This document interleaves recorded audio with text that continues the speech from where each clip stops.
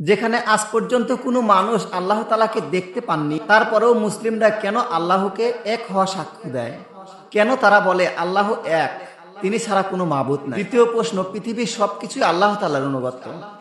ভাগ্যের ভালো মন্দ যা কিছু হয় সবকিছু আল্লাহ থেকেই হয়, তাহলে খারাপ কাজের জন্য কেন মানুষকে দোষী করা হয়? তৃতীয় প্রশ্ন, আল্লাহ তাআলা বলেন শয়তান আগুন থেকেই তৈরি, তাহলে কিয়ামতের দিন শয়তানকে এই আগুন দিয়ে কিভাবে শাস্তি দেওয়া হবে?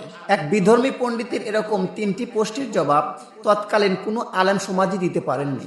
তাই সেই মুশরিক পণ্ডিতটা গর্ব করে বেড়াতো আর বলতো, কোনো মুসলমান আমার এই তিনটি প্রশ্নের জবাব দিতে পারে না। একদিন সেই মুশরিক পণ্ডিত তার কাজের জন্য ঘর থেকে বের হলেন। কিছু দূর গিয়ে একটা দরবেশ ফকিরকে অতিক্রম করে রেখে গেলেন। সেখানে ফকিরটা বসে মাটি দিয়ে হাড়ি পাতিল তৈরি করছিল। দরবেশ ফকিরটি পণ্ডিতকে ডাক দিয়ে বললেন, এই যে পণ্ডিত মশাই, একটু কথা শোনেন। আপনি নাকি সবাইকে তিনটি প্রশ্ন করে থাকেন, কেউ নাকি আপনার সেই তিনটি প্রশ্নের উত্তর দিতে পারে না। আপনার সেই তিনটি প্রশ্ন একটু আমাকে করেন, দেখি তো আমি আপনার তিনটি প্রশ্নের উত্তর দিতে পারি কিনা। দরবেশের মুখে এমন কথা শুনে পণ্ডিত মুস্কি হেসে বললেন, যেখানে আজ পর্যন্ত কোনো আলেম এই প্রশ্নের উত্তর দিতে পারেননি, সেখানে আপনি ফকির দরবেশ হয়ে কিভাবে এই প্রশ্নের উত্তর দিবেন? তখন দরবেশ ফকিরটি বললেন, আচ্ছা ঠিক আছে, আপনার প্রশ্ন তিনটি এবার করেন। তখন সেই মুশরিক পণ্ডিতটি একে একে তার তিনটি প্রশ্ন করলেন। তখন দরবেশ ফকিরটি কিছুক্ষণ চুপ করে বসে থাকলেন। তখন মুশরিক ফকিরটি হেসে বললেন, এই যে মশাই, ঠিক আছে, আপনি পারবেন না, তাহলে চলে গেলাম। তখন দরবেশ ফকিরটি মাটির হাড়ি তুলে তার মাথায় মারলেন। সাথে সাথে তার মাথায় চোট লেগে রক্ত বের হতে শুরু করলো। তখন মুশরিক পণ্ডিতটি বললেন, আপনার প্রশ্নের উত্তর দিতে পারবেন না আমি জানি, তাই বলে কি আমাকে আপনি মারতে পারেন? আমি আপনার নামে মামলা দায়ের করব।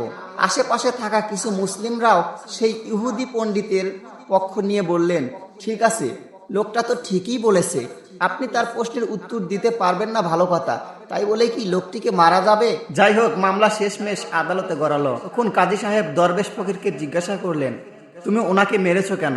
দরবেশ ফকির বললেন, কই, আমি তো ওনাকে মারিনি, আমি তো ওনার তিনটি প্রশ্নের উত্তর দিয়েছি। একথা শুনে সবাই অবাক হয়ে গেল এবং মনে মনে ভাবতে লাগলো, যেই প্রশ্নের উত্তরগুলো আজ পর্যন্ত কোনো আলেম দিতে পারেননি, দরবেশ ফকির কিভাবে সেই প্রশ্নের উত্তর দিতে পারে? তখন কাজী সাহেব বললেন, কই কই তোমার সেই তিনটি প্রশ্নের উত্তর?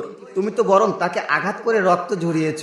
এসব কথা শুনে দরবেশ ফকির বললেন যে তিনি আমাকে প্রশ্ন করেছিলেন যে তোমরা কিভাবে আল্লাহকে উপস্থিতি সাক্ষী দিয়ে থাকো যেখানে আল্লাহকে দেখাই যায় না। পণ্ডিতের এই প্রশ্নের উত্তর আমার চোট লাগার ভিতরেই রয়েছে, কারণ আমি তো তাকে চোট দিয়েছি, সে ব্যথা পেয়েছে, সেই ব্যথা তো কখনো দেখানো যায় না, তাহলে কিভাবে আমি মেনে নেব যে সে ব্যথা পেয়েছে? ব্যথাও যেরকম ঠিক অনুভব করা যায়, ঠিক আল্লাহ তাআলাকে আমরা মুসলিমরা অনুভব করতে পারি তার সৃষ্টি দেখে। সকল সৃষ্টির স্রষ্টা থাকলে অবশ্যই মানুষের একজন স্রষ্টা আছে, সেটাই আমাদের আল্লাহ।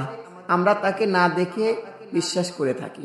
পণ্ডিতের দ্বিতীয় প্রশ্ন ছিল, সবকিছু যদি আল্লাহর ইশারায় হয়ে থাকে, তাহলে মানুষের শাস্তি বা বিচার হয় কেন?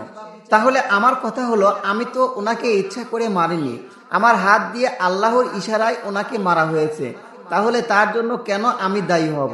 এর মাধ্যমে তিনি বুঝালেন যে মানুষ তার সকল কর্মের জন্য দায়ী, সকল ভালো মন্দের কাজের দায়ভার মানুষকেই নিতে হয়। পণ্ডিতের তৃতীয় প্রশ্ন ছিল, শয়তান আগুনের তৈরি, তাহলে জাহান্নামের আগুনে তাকে কিভাবে শাস্তি দেবে?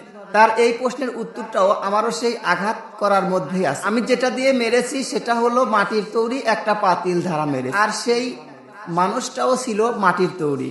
তাহলে মাটির তৈরি পাতিল ধারা যদি মাটির তৈরি মানুষকে আঘাত করলে চোট লাগে, তাহলে কেন আগুনের তৈরি শয়তানকে আগুনের তৈরি জাহান্নামে পোড়ানো সম্ভব হবে না?